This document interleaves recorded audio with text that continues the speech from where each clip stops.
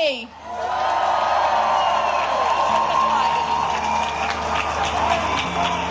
Brothers and sisters, greetings from Ireland. This year marks the 25th anniversary of the Good Friday Agreement.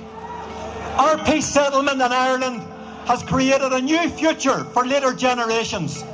But friends, in Palestine, there is no peace process. The lived reality for successive generations has been one of colonisation, occupation, apartheid and dispossession. And today an Israeli bombardment and humanitarian catastrophe is taking place in Gaza, the likes of which we have never seen. One Palestinian child has been killed every 15 minutes since the 7th of October. Nearly 4,000 Palestinians have been killed, and 70% of them have been women and children. Gaza faces human, social and environmental annihilation. And at the same time, friends, the West Bank is under military lockdown. Over 80 Palestinians have been killed, thousands have been injured, and hundreds have been arrested in recent days.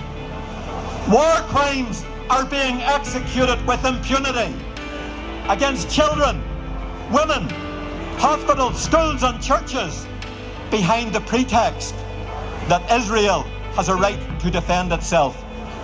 Why is that so? Why is that so? Because those actions, friends, have become Israeli state policy. Friends, we mourned the terrible loss of Israeli lives on the 7th of October in events that have been rightly condemned. But make no mistake about this, Israeli aggression against Palestine long predates that awful day.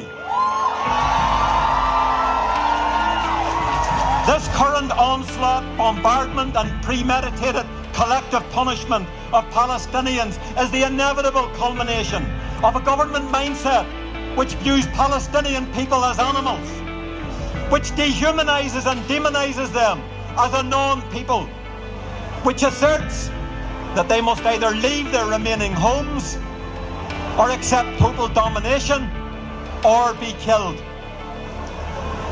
And what of the EU and other Western governments?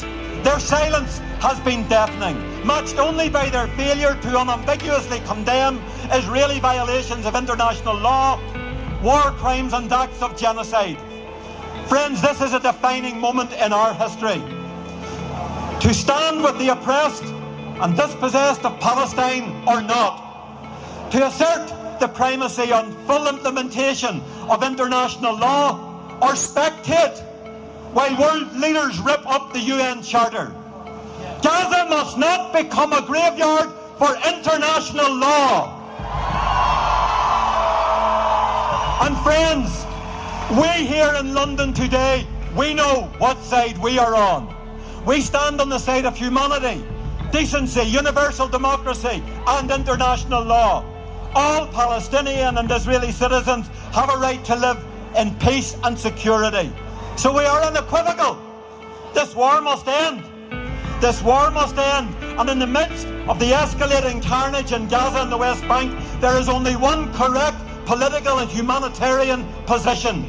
Today, with one voice in London, we call for ceasefires now, for an end to military actions on all sides, and a decisive international intervention based on rigorously impartial international leadership.